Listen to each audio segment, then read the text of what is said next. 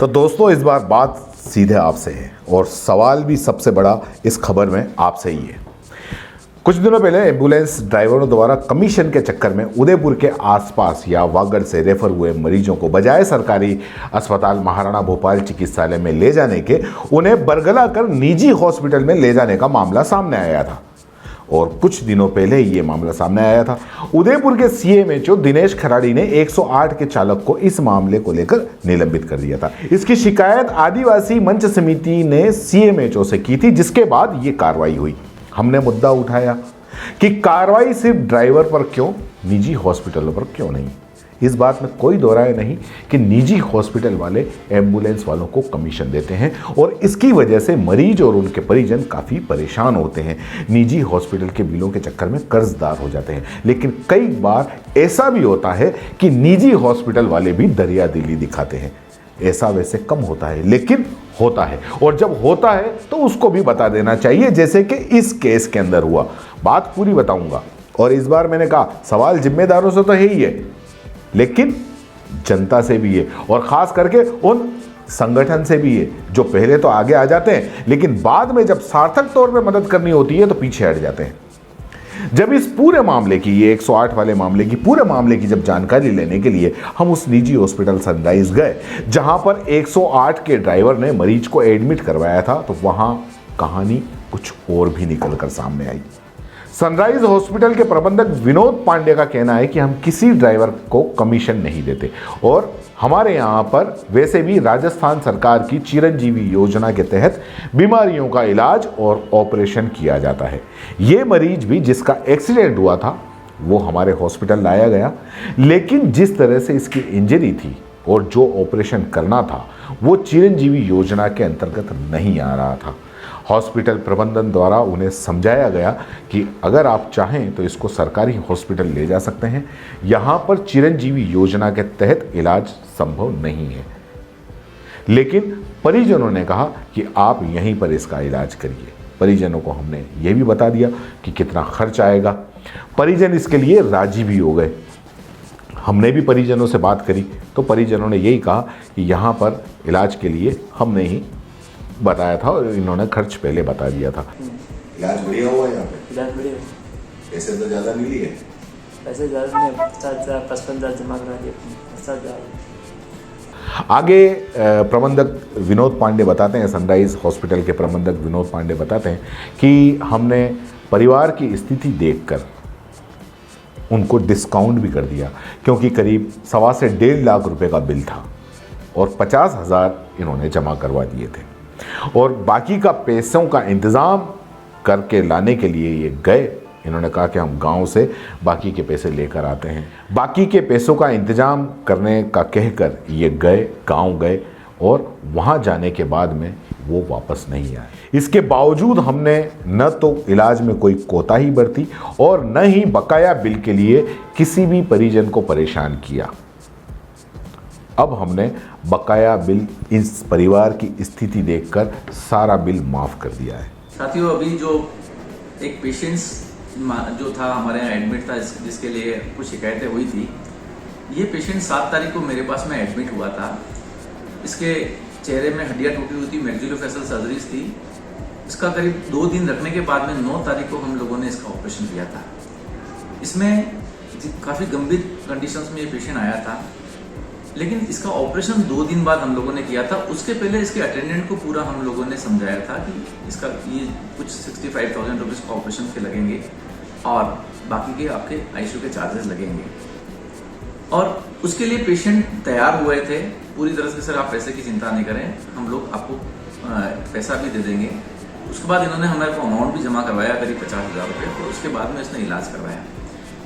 अचानक किसी कारणवश इनको कुछ शिकायत किसी और से हुई और उन्होंने जो मीडिया में जाके शिकायतें करी है। अटेंडेंट का कहना है कि सर मुझे अभी भी अस्पताल प्रशासन से कोई शिकायत नहीं है। अब इसमें कमाल की बात क्या है, वो ये है कि आदिवासी मंच समिति ने शिकायत की थी सीएमएचओ, और उनके पदाधिकारियों ने सीएमएचओ साहब से जाके शिकायत की थी। 108 का जो ड्राइवर था वो निलंबित हो गया, ठीक बात है। लेकिन यहाँ पर जो हॉस्पिटल के प्रबंधक हैं विनोद पांडे, उन्होंने कहा कि मैं पिछले 3 दिन से आदिवासी मंच समिति के पदाधिकारियों को कॉल कर रहा हूँ, कॉल करके उन्हें यहाँ बुला रहा हूँ कि आप मरीज की स्थिति देखिए, आप जो भी है हम उसकी मदद करेंगे, आगे देखें, लेकिन कोई भी नहीं आ रहा। जबकि उनको ये बोल दिया गया था कि हमने बकाया बिल माफ़ कर दिया है, किसी से कोई बिल नहीं लेना, लेकिन इसके बावजूद भी कोई नहीं आया। मरीज का जो पिता है उसको भी बार बार बुलाने पर वो नहीं आया, जब उस मरीज के पास में मात्र उसका एक छोटा भाई था। विनोद पांडे का कहना है कि हमने सारा बिल हम माफ़ कर चुके थे, इसके बावजूद कोई नहीं आया। ये निजी हॉस्पिटल सनराइज़ की अच्छी बात लगी। ये एक तरह से समाज सेवा में सहयोग ही माना जाना चाहिए। लेकिन जो संगठन आदिवासी मंच समिति जो शिकायत में आगे आकर ज्ञापन देने गई थी, जब सार्थक तौर पर उस मरीज की सहायता करनी चाहिए थी, वहाँ जाकर हॉस्पिटल वालों से मिलना चाहिए था, प्रबंधन से बात करनी चाहिए थी, तब क्यों आनाकानी करके नहीं आए? मरीज के पिता भी नहीं आए। जब वो डिस्चार्ज होने का हुआ तो बड़ी मिन्नत करके उनको बुलाया गया, बड़ी मुश्किल से वो आए डिस्चार्ज के वक्त। चलिए, अच्छी बात है ये सनराइज़ की कि उन्होंने मानवता समझी और वो स्थिति देखकर, परिवार की स्थिति देखकर बकाया बिल के चक्कर में न तो मरीज का इलाज रोका और न ही मरीज को डिस्चार्ज करने से रोका। क्योंकि हमने ऐसे कई केस देखे हैं, खास करके निजी हॉस्पिटल में ऐसे कई केस देखे हैं जहां पर बिल के चक्कर में मरीज की अगर इलाज के दौरान मौत हो जाती है तो बिल के चक्कर में मृतक की बॉडी तक नहीं देते।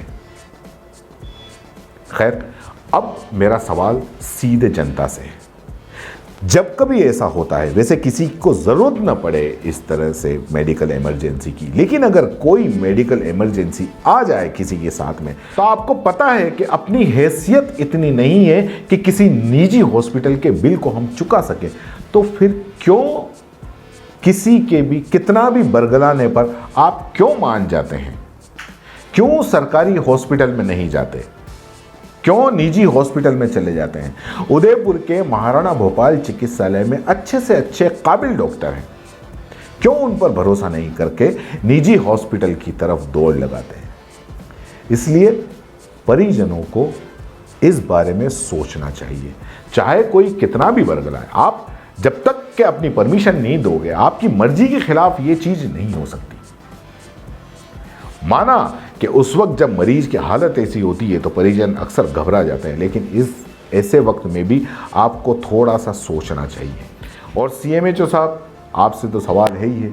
सनराइज में तो चलिए ठीक है, चिरंजीवी के तहत इलाज होता है, हो सकता है वहाँ कमीशन का खेल नहीं चलता हो, लेकिन इसके अलावा भी शहर में कई ऐसे हॉस्पिटल हैं जो एम्बुलेंस वालों को कमीशन देकर मरीजों को अपने हॉस्पिटल में बुला लेते हैं। इस पर आपको ज़रूर ध्यान देना चाहिए। ये समस्या बड़ी है। सवाल फिर कह रहा हूँ, जनता से भी ये जो मैंने कर दिया, आपको भी ध्यान देना चाहिए। धन्यवाद। जय हिंद, जय भारत। मेरे यहाँ एक बात और आ रही है, कोई एम्बुलेंस वालों को हम लोग कुछ कमीशन देते हैं, तो इस तरीके की ऐसी कोई बात हमारे यहाँ होती नहीं है। बिकॉज ज़्यादातर काम हमारे यहाँ 80% काम तो हमारी यहाँ गवर्नमेंट की योजनाएं में होता है, जिसमें चिरंजीवी योजना है, ESI होता है, तो उसमें पेशेंट का फुटफॉल सीधा आता है। अपने ही इवेंट में गेस्ट बनकर आएं और सारे अरेंजमेंट्स हम पर छोड़ दें। हम है ना, अपना इवेंट SK इवेंट से बुक कराएं और हो जाएं टेंशन फ्री। फिर चाहे शादी हो, पार्टी हो या हो कोई कॉर्पोरेट इवेंट, अरे चले कहाँ, दिए गए नंबर पर कांटेक्ट करें। दोस्तों, CBC न्यूज आपके सहयोग से लगातार बढ़ता जा रहा है। स्वतंत्र पत्रकारिता का सहयोग करने के लिए आपका धन्यवाद।